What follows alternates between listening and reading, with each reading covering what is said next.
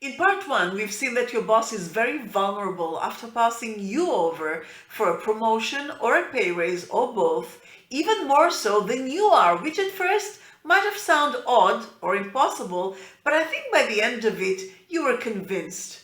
Today, we'll see how this vulnerability of his is your in the quest to rehabilitate and rebuild your crushed position in your department so you will learn how to use it to your advantage. Let me give you the quickest TLDR, too long didn't read, on the first part.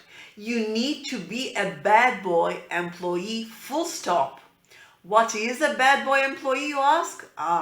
This is the tell you didn't see part one. You really must watch that first. If you don't, you'll have no context and no foundation for this part. So pause this now, watch that, then come back. I'll be waiting. And for those of you who have seen it already, great.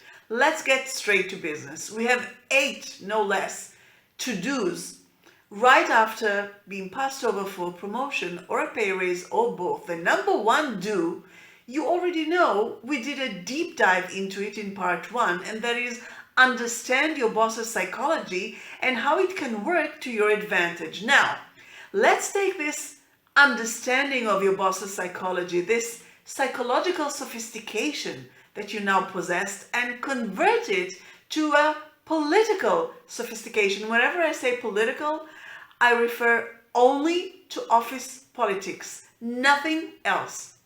This political sophistication is priceless because it enables you to navigate more astutely in the whitewater rapids that are office politics. And that is crucial because it is that navigation which will get you that promotion and or pay raise you so desperately want to have. Hi, I'm the Boss Problem Buster, founder of the Pay Raise Commando. We train passed over corporate professionals like you to get that pay raise or promotion you deserve so that you can finally kill your Monday blues and bring your inner joy back, which is the best part of my job and the goal of this channel. Kill your Monday blues and bring your inner joy back. And thus, the second do right after being passed over for promotion or a pay raise or both is indeed the conclusion of the first do, and that is be a bad boy employee. As we've seen in part one, there is a paradox of the good boy versus the bad boy. So by now, you know which one will work for you and to your advantage and why. But what would that actually look like? What would your boss's appeasement of you potentially be? Here are some options. Maybe your boss will give you some new responsibilities that you really would like to have, or maybe less of the responsibilities you don't like. Maybe a degree of control over projects that are near and dear to you if you didn't have any before, or a greater degree of control if you already had some, or maybe even a lead role in a tentpole project, making you a true linchpin. Sounds good, doesn't it? Moreover, if you succeed in those new projects and responsibilities, it would be a proof of concept of your managerial and even leadership skills, which is bound to help you in the next round of a race to the coveted promotion. So think of it as a consolation prize. It's not the first prize you wanted, but it's better than nothing, especially if it is within the general direction of where you want to go. So being a bad boy employee will potentially get you everything you wanted in a much easier and straightforward way that you could have ever expected. Plus, it could be a real boost to you at this time after being passed over, both psychologically and practically. Now, it's worth noting, and as a realist, I would be remiss not to mention it, no one can say for sure what your boss may or may not do for sure. It depends on a complex matrix of a billion moving parts, which is why I can't promise you anything. Nobody can. But isn't it worth a shot? Especially when you compare it to where you are right now? Which brings us to the third do right after being passed over for a promotion or a pay raise or both, getting the bad boy employee mentality right. Remember we said it was about political sophistication? Well, the sophistication is the what, the concept, the core. Then you have the subtleties and the degrees of subtleties, which are the how, the execution. This is tricky, and it may take some practice to get it right, especially if you used to being the good boy employee and now you find yourself needing to completely switch your entire workplace mentality. So let me help you there. There are 5 tools here. First and foremost is to remember what bad boy employee mentality is not. And it is not 2 things. It is not being disrespectful to your boss or a jerk to everybody else. Absolutely not. You should always be respectful to your boss. Well, to everybody for that matter. But, and this is B, respectful also does not mean being subservient or a doormat or anything that is spineless. Remember that. This is the precise spot where good boy employees get lost and mess it up for themselves. Which leads to the second tool to getting the bad boy employee, excuse me, I'm a bit under the weather, to getting the bad boy employee mentality right. What respect is. Here's my definition. Tell me in the comments if you agree and if I left something out. Respect is addressing anyone, with an acknowledgement of him or her as humans, then acknowledging their title through the rights and privileges that go with it. So in the case of your boss, obviously he has the right to tell you what to do at the office, for example. You can try to influence him on that, but you must accept and respect that this is within his prerogative. Another aspect of respect is meeting people, obviously your boss included, as we're focused on your relationship with him. So meeting people at eye level and going into each and every interaction with an a priori goodwill intent. That's it. Now the next step after giving respect is getting it. Being able to command respect from others, your boss included, and indeed everything you hear on this channel, including what we're talking about right now, has an undercurrent of just that. So finding this fine line between being respectful to others and being respected by others through commanding respect, you know how some people project that they are not to be trifled with? Not in a violent way, of course. Well, there is that. But that's not what we're talking about. But something in their air and countenance. So finding this fine line between the two is exactly where the psychological sophistication and political and behavioral sophistication will need to come into place.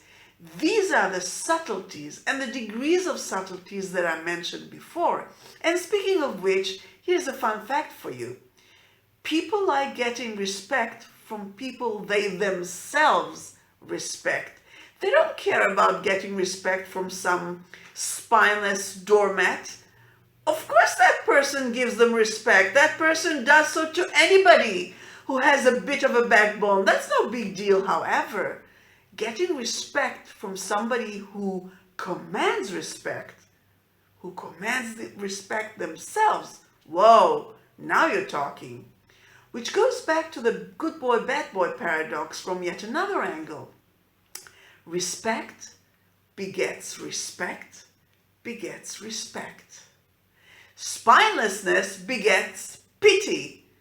And that's from the good-hearted people, whereas it evokes maliciousness in assholes. And by the way, even those good-hearted people, they may feel a need to protect the spineless person, but no respect even from them. The only way to receive it is to command it. The third tool to getting the bad boy employee mentality right is being goal-oriented. How? Set a clear goal and keep repeating it in your head. Your goal is to start paving a new road for a promotion and or a pay raise. Why new? Well, obviously the last one didn't work. How? By course correcting almost everything you did or did not do prior to your unsuccessful bid, starting with everything on this Masterclass series.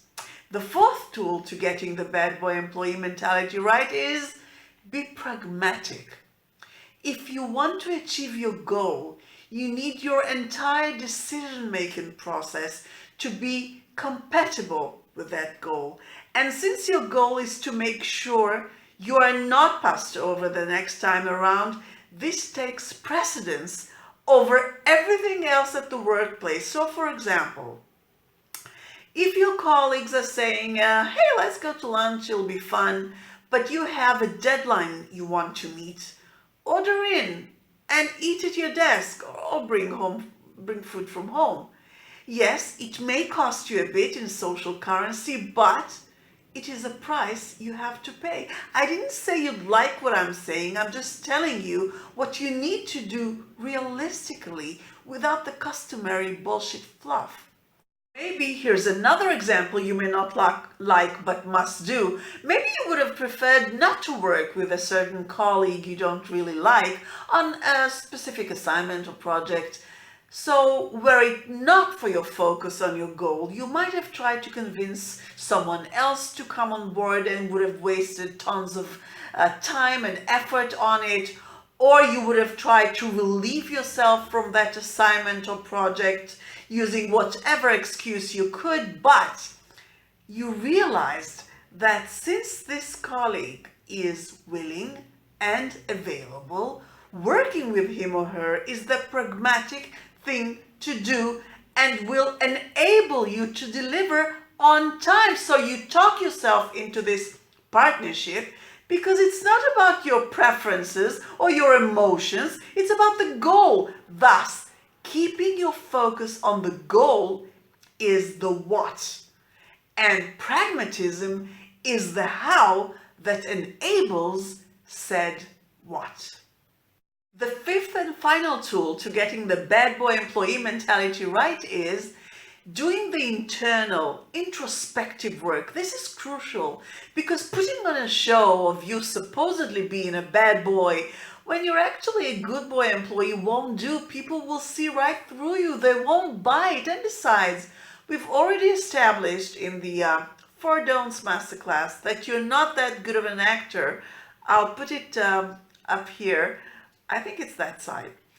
What you need is to be comfortable in your bad boy skin so that it will come off as natural and as organic as possible. Plus, you need to be confident for it to work. Otherwise, your boss will call your bluff. You cannot fake it till you make it in this case, but you can get there gradually over time. Not too much time though, to not lose momentum. So weeks, months tops, not years.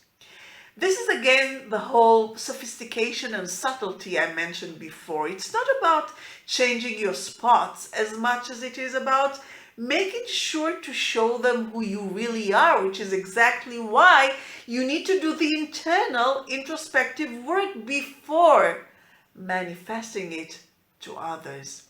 The more your inside will become a true bad boy employee, in the sense I've described it, the more natural and authentic it will come out as in every dealing you have with your boss and everybody else at the office. Okay, this is a lot to process, I know, let alone implement, so let's pause here for now.